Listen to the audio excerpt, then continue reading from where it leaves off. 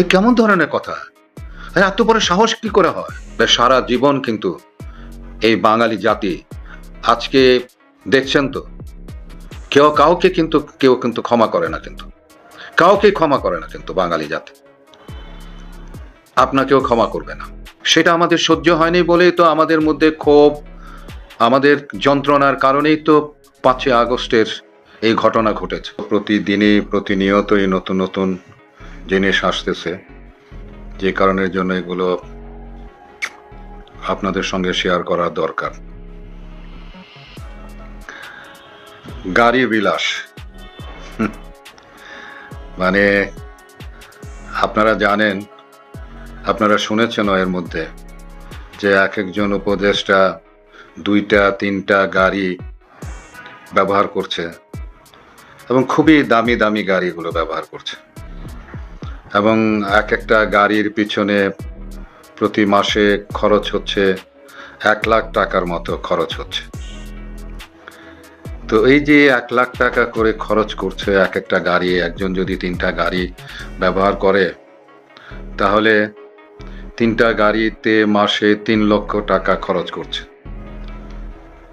এই অনেক উপদেষ্টা তো আছে যারা কোনোদিন মানে গাড়িও তো বোধহয় ছিল কিনা জানি না। শেখ হাসিনার 5 আগস্টের দিন শেষ করতে পারস না, আর এখন ডানমন্ডি 32 গিয়ে লাফালাফি করতেছস। ভাই শেখ হাসিনা যদি একবার ফিরে আসে রে ভাই, বিশ্বাস কর ছাত্রলীগের ফুলা ফাইন্ডে একদম শেষ করে এলাবো, শেষ। ছাত্র জনতা চিল্লাচিল্লির কারণে দেশটা হাতছাড়া হয়ে গেছে।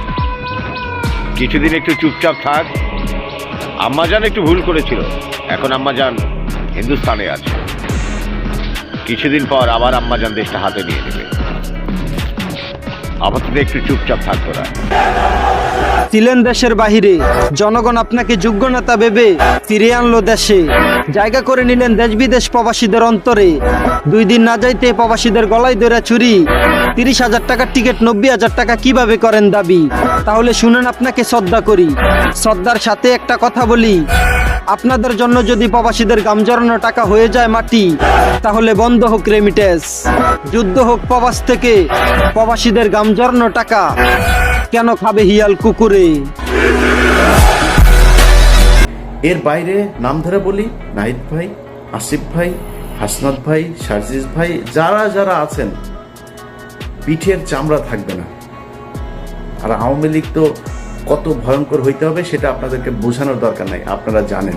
জয় বাংলা স্লোগান একবার না 50,000 বার যদি করি সেটাও দেবো।